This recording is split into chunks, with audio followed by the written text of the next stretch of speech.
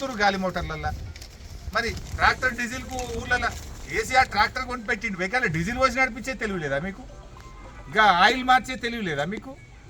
ఇది ఏం గవర్నమెంట్ అని మేము అడుగుతా ఉన్నాం. ఇవాళ ప్రజలు గమనిస్తూ ఉన్నారు, పల్లెలన్నీ ఆగమైపోయిన పరిస్థితి ఉంది. ఏ పథకం కూడా కొనేళ్తలేదు. గ్యాస్ సిలిండర్ పైసలు పడక 3 నెలలు అయిపోయాయి. అన్నీ ఆగమాగం, అంతా సగం సగం. మార్పు మార్పు అన్నారు. ఏం మార్పు? కేసీఆర్ ఆనవాళ్ళు లేకుండా చేస్తా అంటాడు. ఏం ఆనవాళ్ళు లేకుండా చేస్తావు? ట్రాక్టర్ మూలక పెడతావా? కేసీఆర్ ఉన్నప్పుడు రోజు ఇంటింటికి ట్రాక్టర్ వచ్చి చెత్త ఎత్తుకపోవు. ఇవాళ కేసీఆర్ ఆనవాళ్ళు లేకుండా చేస్తా అని ట్రాక్టర్ని తెచ్చినావు, మూలకు పెట్టినావు. ఇదేనా ఆనవాళ్ళు లేకుండా చేస్తా అంటే? కేసీఆర్ కంటే మంచిగా చేయాలి, కానీ కేసీఆర్ చేసిన పనిని పక్కకు పెడితే ఆనవాళ్ళే. బుగ్గలేసే తెలివి లేదా? ట్రాక్టర్ నడిపే తెలివి లేదా? ఇక ఆనవాళ్ళు లేకుండా చేస్తా, కేసీఆర్ని మర్పిస్తా అంటే ఏం మర్పిస్తావు బిడ్డ? ట్రాక్టర్ పక్కకు పెట్టుడు, బుగ్గలేకపోడు, కేసీఆర్ మర్పించుడా? ఇదా నువ్వు చేసే పని?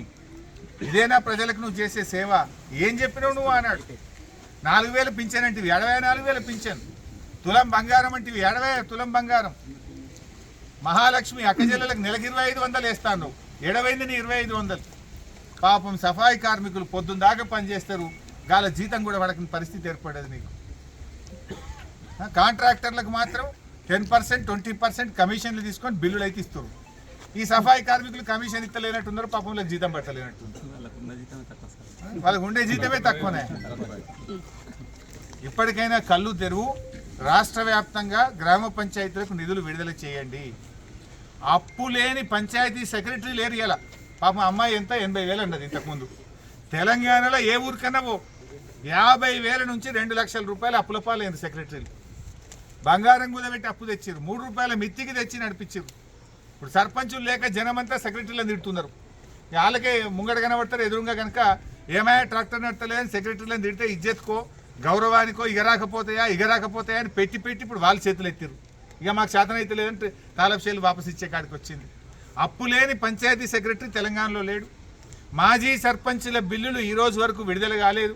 పాపం దిగిపోయి ఏడాది అర్థమైనా మాజీ సర్పంచులకు పెండింగ్ బిల్లులు ఇస్తలేవు. పంచాయత్ సెక్రటరీల పెండింగ్ బిల్లులు పడతలేవు. మన ఊరు మనబడి స్కూళ్ళు కట్టి ఇవాళ మొత్తం ఆగమైపోయి స్కూళ్ళకు తాళాలు వేస్తారు కాంట్రాక్టర్లు వచ్చి. ఇవాళ ఎస్సీ ఎస్టీ గురుకుల పాఠశాలలు, మైనార్టీ గురుకుల పాఠశాలలకు కిరాయిలు రాలేదని ఓనర్లు వచ్చి తాళాలు వేసే పరిస్థితి వచ్చింది. ఇదా నువ్వు మా తెచ్చే మార్పు? మార్పు అంటే ఇదే దాన్ని మేము అడుగుతా ఉన్నాం. ఇవాళ క్యాబినెట్ మీటింగ్ ఉంది, 3 గంటలకు అంటున్నారు. వెంటనే క్యాబినెట్ మీటింగ్లో చర్చించండి. వర్షాకాలం ప్రారంభమైంది, డయేరియా అంటురోగాలు వచ్చే ప్రమాదం ఉంది. తక్షణమే గ్రామ పంచాయతీలకు నిధులు విడుదల చేయండి. సర్పంచుల పెండింగ్ బిల్లులు క్లియర్ చేయండి. పంచాయత్ సెక్రటరీల అప్పులు క్లియర్ చేయండి.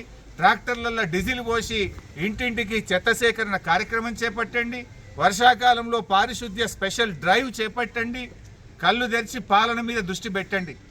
పాలన అంటే ప్రతిపక్షాలను కేసుల్లో ఇరికిచ్చుడో, ప్రతిపక్షాల మీద రోజు తిట్టిపోసుడు కాదు. పాలన అంటే ప్రజలకు సేవ